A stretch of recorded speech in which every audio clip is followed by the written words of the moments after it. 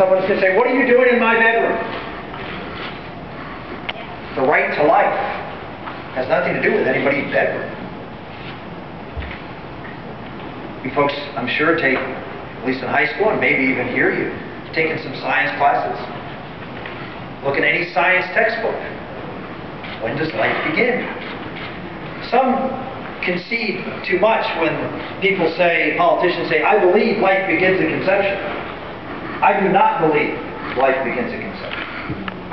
I know life begins at conception. It's noted. It is a biological fact. At the moment of conception, you have a unique human being, genetically human and alive.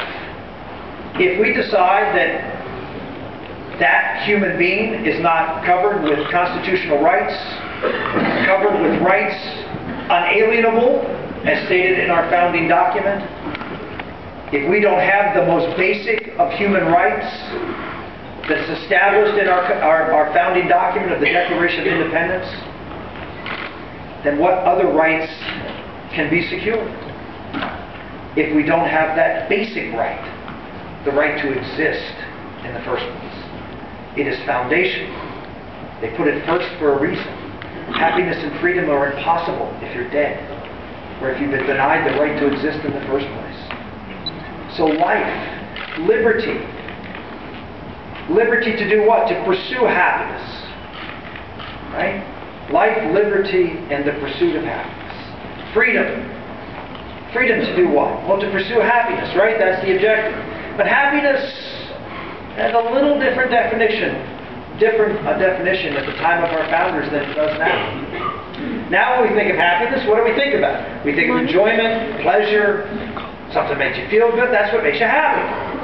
Our founders had a little bit more sophisticated view, or maybe less, maybe sophisticated is not right, but a little more thoughtful view of happiness. One that maybe added a little perspective, a little wisdom to what happiness really is. They differentiated happiness from pleasure. Happiness, under the dictionary definition at the time of our founders, meant, in part, to do the morally right thing. You can look it up. So, here was our founder saying we have rights that come to us from God, to life, to live, to do freely, to do what, not what we want to do, but what we ought to do. Because our founders understood, when they crafted this Constitution that gave radical freedom, liberty, radical liberty, all sorts of rights that are enshrined in the first 10 amendments to the Constitution, that we were going to give this radical freedom to individuals, not just certain people, not just certain classes of people, but to all of God's children. Why? Because we're all equal. So we were going to give them ostensibly to all. Now, of course, we had problems back then, and we didn't give rights to all.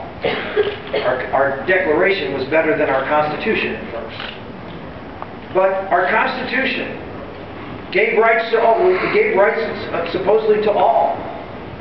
And so we were going to take this huge chance. People of privilege were going to allow the average common person, mostly uneducated, to have radical freedom. So what did our founders say? Our founders said that our Constitution was made for a moral and religious people. It was wholly inadequate for the governance of any other. Therefore, we had to promote virtue and faith in families.